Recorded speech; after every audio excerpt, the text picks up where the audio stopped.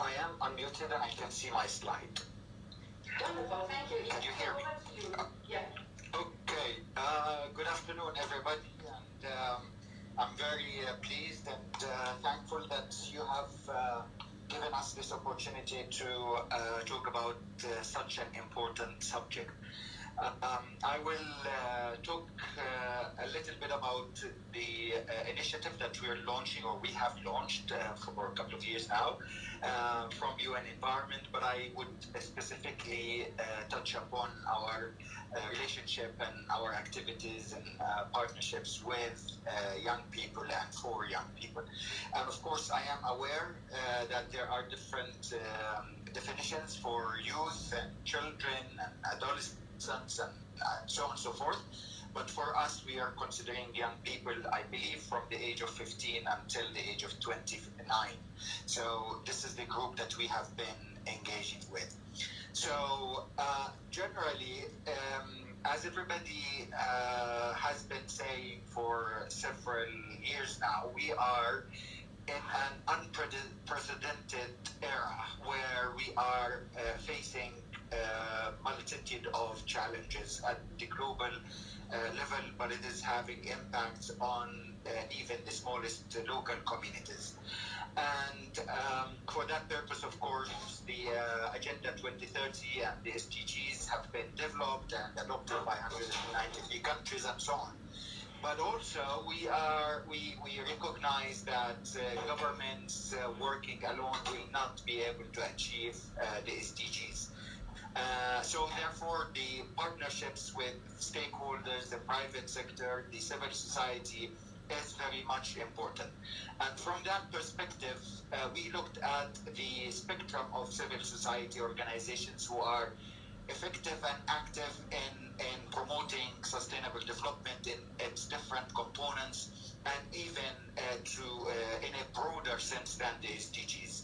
Because the SDGs, well, they cover most of the challenges that we face, but they do not cover everything. So there are organizations out there that have been working for centuries on providing better lives and livelihoods for the people. And that's meaning faith-based organizations who have existed for several centuries and have been supporting people in improving their lives. So from that perspective, we launched the Faith for Earth initiative, which is mainly aiming to engage with faith-based organizations. And the strategy that we have developed for the initiative has three main goals. The first one is on empowering leadership and inspiring and be inspired actually by faith leaders. So we want to have vocal faith leaders around the world from different religions, different faiths, to speak up about environmental challenges and their impact on the people and their prosperity. And the second objective is working with financial and investment institutions of faith-based organizations. It's becoming a very well-known fact that faith-based organizations are the fourth largest economic power on earth. They have assets of trillions of dollars, and they do invest, as Isabel mentioned, in actually environmentally degrading industries like oil and gas, for example.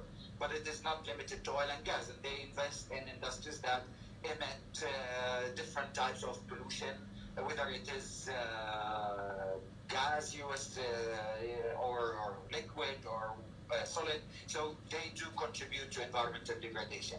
So the main idea is actually to have those investments directed towards sustainability and contributing to financing sustainable development. In addition to greening the assets of those organizations themselves, if we are preaching to the people that we have to use sustainable building codes, for example, in our own buildings of houses of worship or organizations, we should as well adopt these principles to be models for others to follow through. And the third goal is on linking the scientific evidence to the theological thinking or the scripts of different faiths. Of course, you can identify easily from the scripts of any of the globally known faiths something related to environmental responsibility for environmental protection and how we have been created as stewards or khalifas, or we are responsible for keeping earth as we have received it from God as a gift. So we are trying to link that to the scientific evidence that has been provided by institutions like UN Environment, for example, on different subjects, on climate change, on consumption and production, on air pollution, and what have you. So making the knowledge available to for easy access by faith leaders to be used in their preaches and their campaigns. Now, talking about youth and young people and looking at the assets of faith-based organizations, of course, we know that faith organizations own 8% of habitable land on Earth. They own 5% of commercial forest and so on. But also they own 50% of schools and 64% of schools in Africa. So they have a global outreach to children that is unprecedented, that exceeds any capability of any other institution. Now, what is the impact, the global impacts of climate change, of environmental degradation on young people and youth? And from UNEP reports and World Health Organization, we know that there are 360,000 child deaths every year from diarrhea. And there are 300,000 deaths of children under the age of 5 because of malaria. There are also 300 or 3 million deaths on an annual basis because of different environmental issues. So the challenge is humongous. It's beyond the approach of one single organization such as the World Health Organization or the World Environment or the UN Environment. So therefore, we need to cooperate and collaborate with those who have the outreach. For example, faith-based organizations who can reach out to young people and work with them. Now, what are the potentials for the involvement of young people? There are different aspects. We had a young champion who have participated in our UN Environment Assembly who said we are 50% of the world, but we are 100% of the future. This was Rebecca Freitag, the youth delegate for sustainable development from Germany. So we need the voices of youth to be on the table. So in the decision making, we want them to have a seat in making decisions. We want them to be able to elect their leaders, whether it is president of a country or whether it is a municipality leader or what have you. They have the voice to change, so they can have impact on decision making. Even if they cannot, because of their age, they cannot participate in elections, they can do decisions at their neighborhood level, within their streets and neighborhood and around the areas. So they can make decisions and change things around. Of course, we can engage them in schools and after schools curricula and out of curricula activities where they can participate in tree planting, cleaning up campaigns, and what have you. And of course, the campaigns, the advocacy that has already been mentioned is humongous and is having impact, and we need to maximize that. And we often forget the voluntarism, which is very important and will lead to further impacts. And finally, the last slide is about what UNEP has been doing over the years with young people and youth organizations. And we have started that in 1985 when we had the International Year of Youth.